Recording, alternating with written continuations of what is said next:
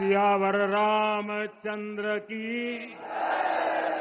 सियावर रामचंद्र की जय सिया राम। उत्तर प्रदेश की राज्यपाल आनंदीबेन पटेल, राष्ट्रीय स्वयंसेवक संघ के परम पूजनीय सरसंघ चालक डॉक्टर मोहन भागवत जी, उत्तर प्रदेश के मुख्यमंत्री योगी आदित्यनाथ जी, श्री राम जन्मभूमि तीर्थ क्षेत्र ट्रस्ट के अध्यक्ष पूज्य महंत नृत्य गोपाल दास जी, पूज्य संत समाज, यहां पधारे सभी भक्तगण, देश और दुनिया से इस ऐतिहासिक पल के साक्षी बन रहे कोटि कोटि राम भक्त, देवी और सज्जनों, आज अयोध्या नगरी भारत की सांस्कृतिक चेतना के एक और उत्कर्ष बिंदु की साक्षी बन रही है। आज संपूर्ण भारत, संपूर्ण विश्व राममय है।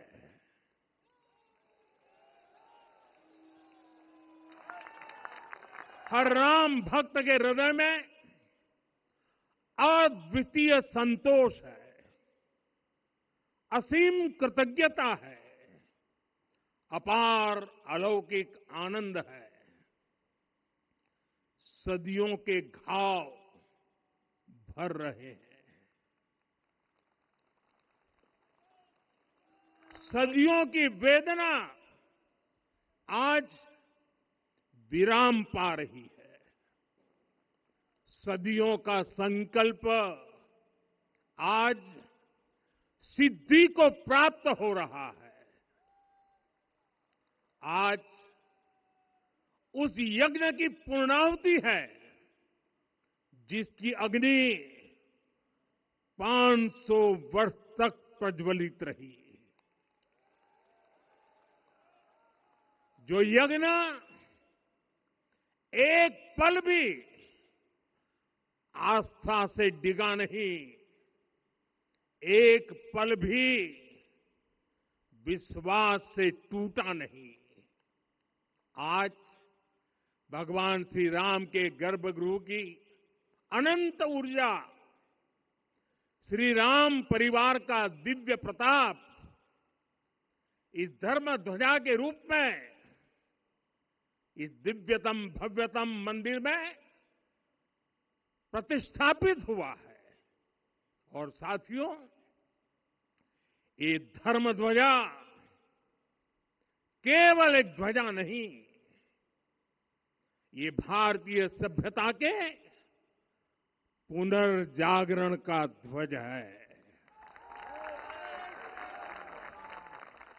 इसका भगवा रंग, इस पर रचित सूर्यवंश की ख्याति, वर्णित ओम शब्द और अंकित कोविदार वृक्ष राम राज्य की कीर्ति को प्रतिरूपित करता है।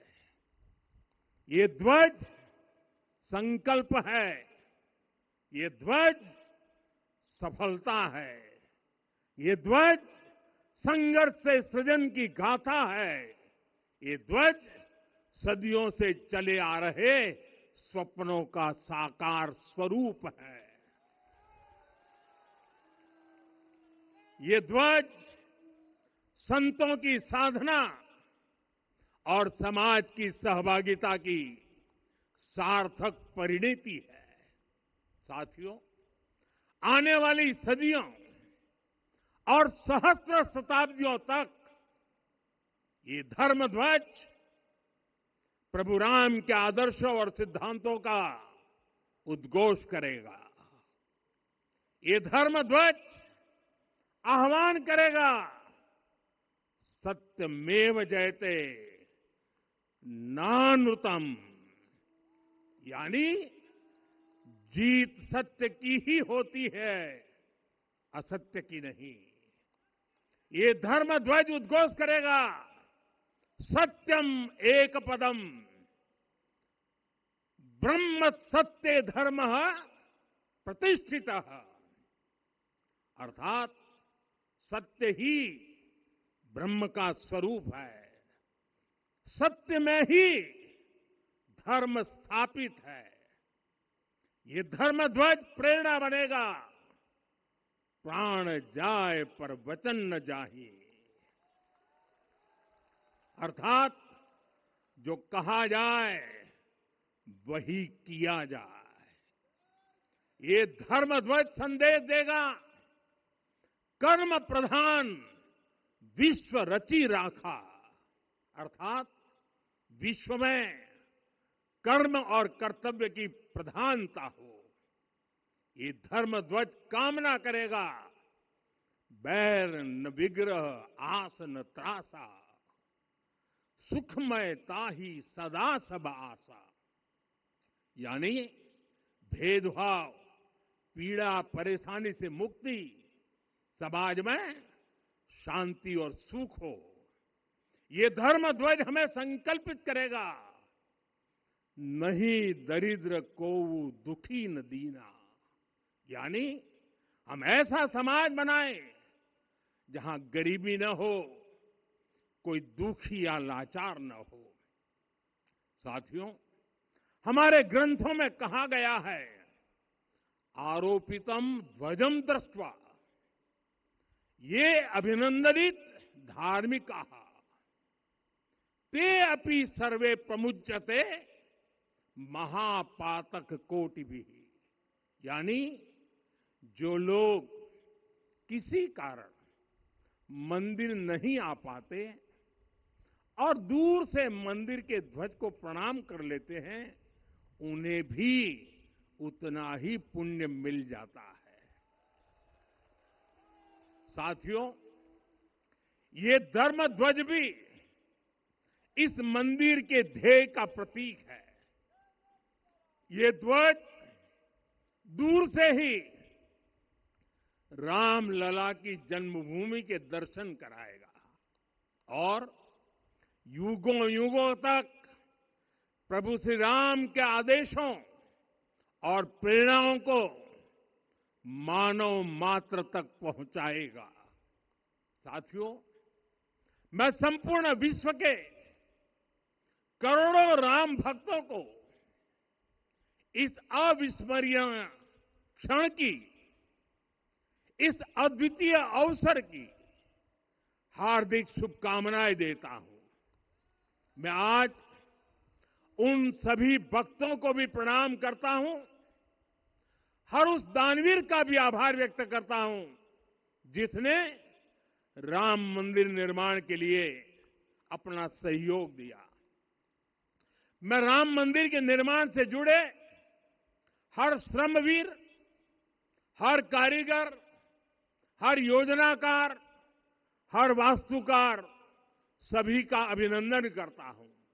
साथियों, अयोध्या वह भूमि है जहां आदर्श आचरण में बदलते हैं।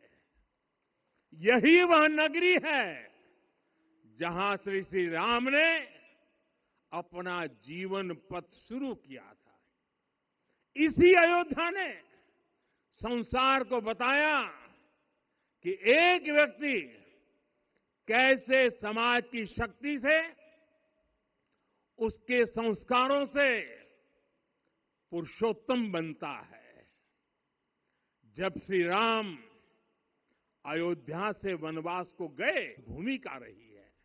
साथियों, विकसित भारत बनाने के लिए भी समाज की इसी सामूहिक शक्ति की आवश्यकता है। मुझे बहुत खुशी है कि राम मंदिर का दिव्य प्रांगण भारत के सामूहिक सामर्थ्य की भी चेतना स्थली बन रहा है। यहां 7 मंदिर बने हैं। यहां माता शबरी का मंदिर बना है, जो जनजातीय समाज के प्रेम भाव और आतिथ्य परंपरा की प्रतिमूर्ति है। यहां निषादराज का मंदिर बना है। ये उस मित्रता का साक्षी है जो साधन नहीं, साध्य को, उसकी भावना को पूजती है। यहां एक ही स्थान पर माता अहिल्या है, महर्षि वाल्मीकि है, महर्षि वशिष्ठ है, महर्षि विश्वामित्र है, महर्षि अगस्त्य है और संत तुलसीदास है। रामलला के साथ साथ इन सभी ऋषियों के दर्शन भी यहीं पर होते हैं। यहां जटायु जी और गिलहरी की मूर्तियां भी है, जो बड़े संकल्पों की सिद्धि के लिए हर छोटे से छोटे प्रयास के महत्व को दिखाती है। मैं आज हर देशवासी से कहूंगा कि वो जब भी राम मंदिर आए तो सप्त मंदिर के दर्शन भी अवश्य करें। ये मंदिर हमारी आस्था के साथ साथ मित्रता, कर्तव्य और सामाजिक सद्भाव के मूल्यों को भी शक्ति देते हैं। साथियों, हम सब जानते हैं हमारे राम भेद से नहीं, भाव से जुड़ते हैं। उनके लिए व्यक्ति का कुल नहीं, उसकी भक्ति महत्वपूर्ण है।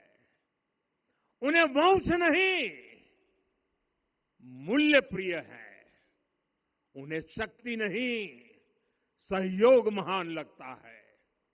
आज हम भी उसी भावना से आगे बढ़ रहे हैं। पिछले 11 वर्षों में महिला, दलित, पिछड़े, अति पिछड़े, आदिवासी, वंचित, किसान, श्रमिक, युवा, हर वर्ग को विकास के केंद्र में रखा गया है।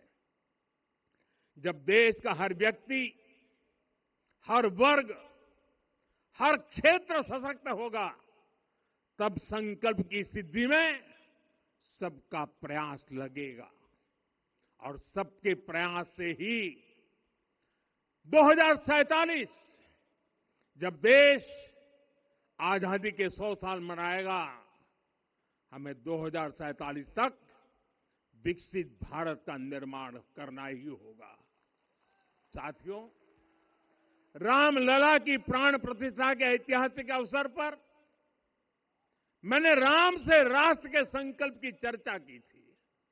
मैंने कहा था कि हमें आने वाले 1000 वर्षों के लिए भारत की नींव मजबूत करनी है।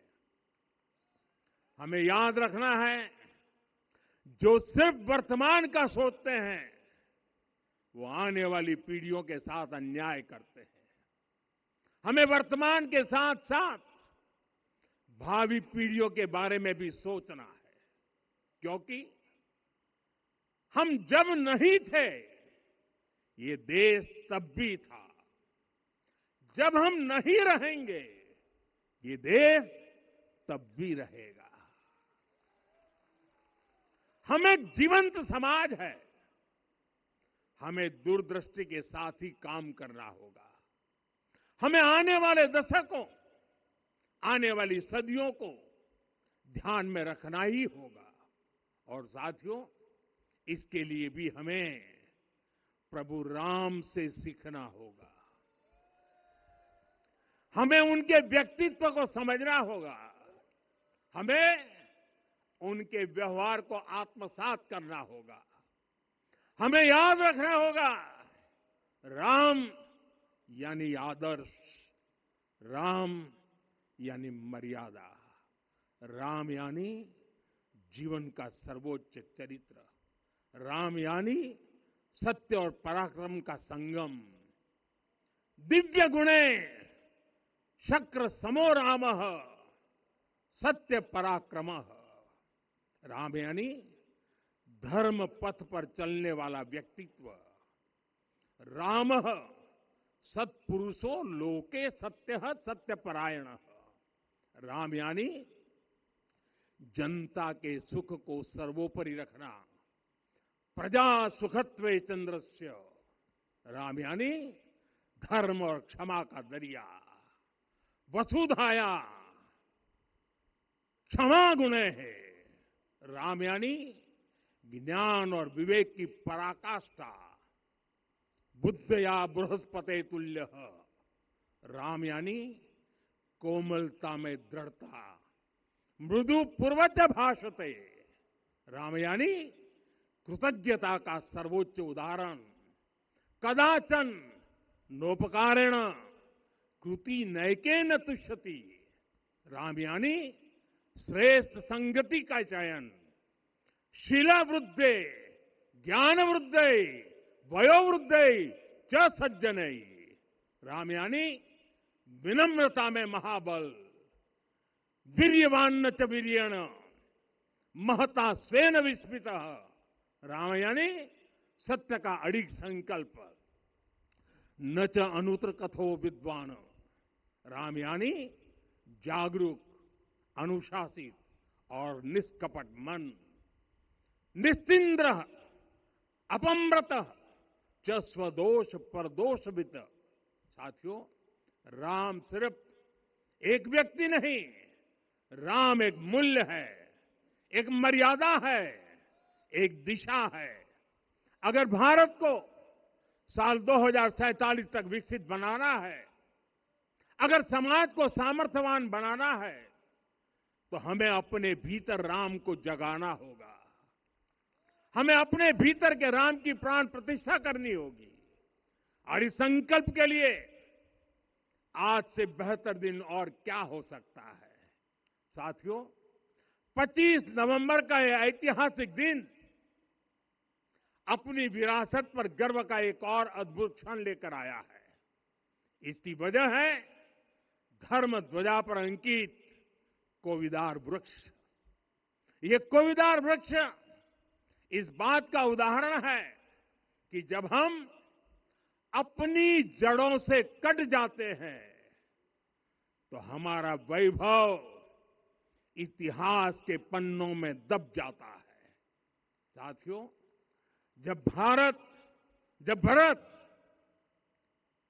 अपनी सेना के साथ चित्रकूट पहुंचे तो लक्ष्मण ने दूर से ही अयोध्या की सेना को पहचान लिया।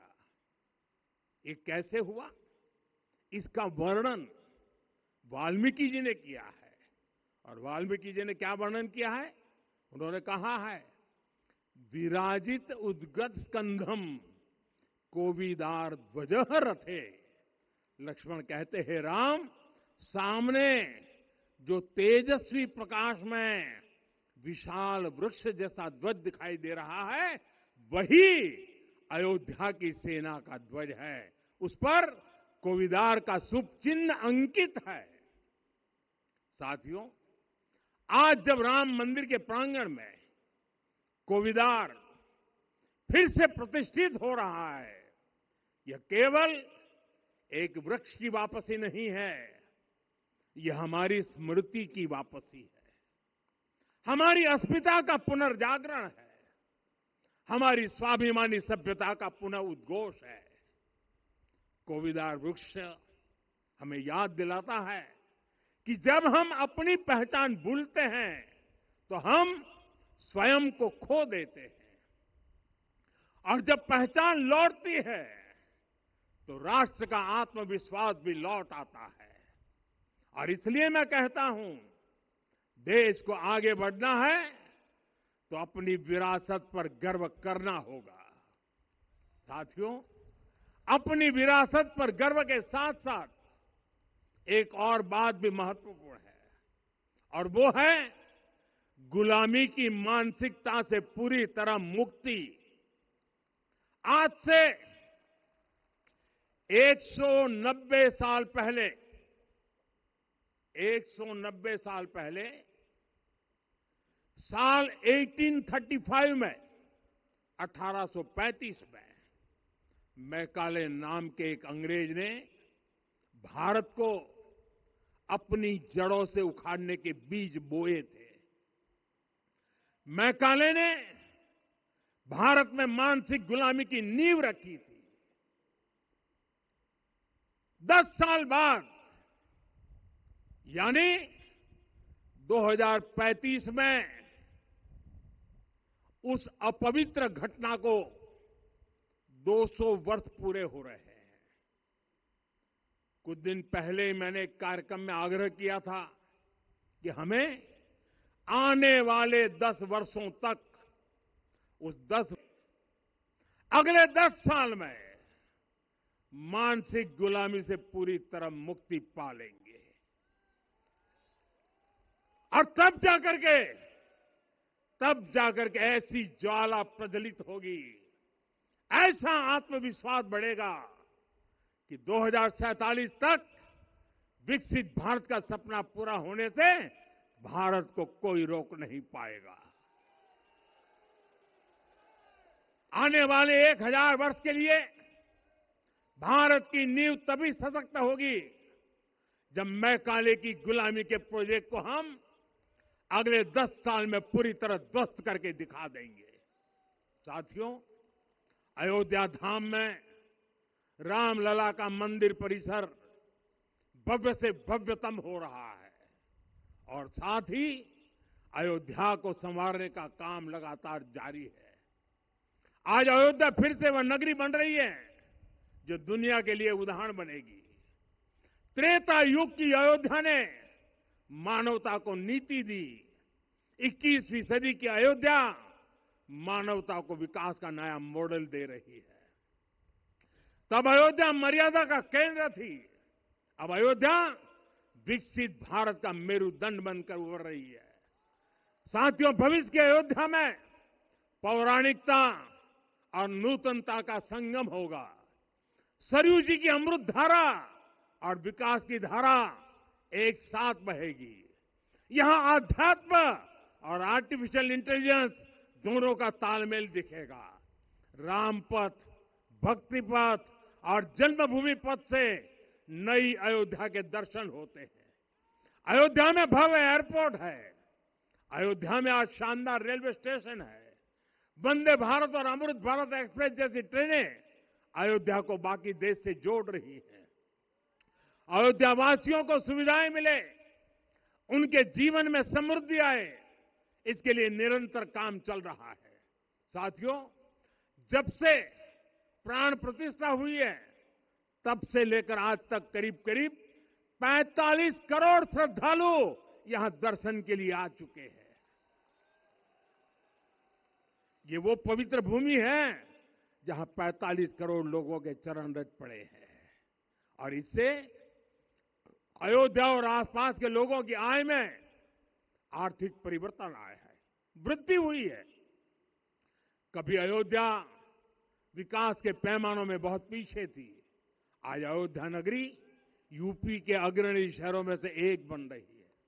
साथियों, 21वीं सदी का आने वाला समय बहुत महत्वपूर्ण है।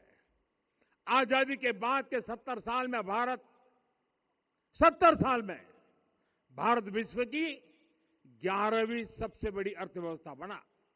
70 साल में 11वीं। लेकिन पिछले 11 साल में ही भारत विश्व की 5वीं सबसे बड़ी अर्थव्यवस्था बन चुका है। और वो दिन दूर नहीं जब भारत विश्व की 3री सबसे बड़ी अर्थव्यवस्था भी बन जाएगा।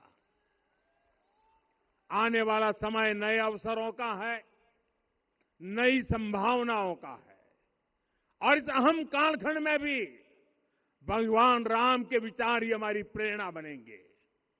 जब श्री राम के सामने रावण विजय जैसा विशाल लक्ष्य था, तब उन्होंने कहा था, सौरज धीरज ते ही रथ चाका, सत्यशील दृढ़ ध्वज पताका, बल विवेक दम परहित गोरे, क्षमा कृपा समता रजु जोरे। यानी रावण पर विजय पाने के लिए जो रथ चाहिए, शौर्य और धैर्य उसके पहिए हैं, उसकी ध्वजा सत्य और अच्छे आचरण की है, बल, विवेक, संयम और परोपकार इस रथ के घोड़े हैं। लगाम के रूप में क्षमा, दया और समता है, जो रथ को सही दिशा में रखते हैं। साथियों, विकसित भारत की यात्रा को गति देने के लिए ऐसा ही रथ चाहिए, ऐसा रथ जिसके पहिए शौर्य और धैर्य हो, यानी चुनौतियों से टकराने का साहस भी हो और परिणाम आने तक दृढ़ता से डटे रहने का धैर्य भी हो। ऐसा रथ जिसकी ध्वजा सत्य और सर्वोच्च आचरण हो, यानी नीति, नियत और नैतिकता से समझौता कभी न हो। ऐसा रथ जिसके घोड़े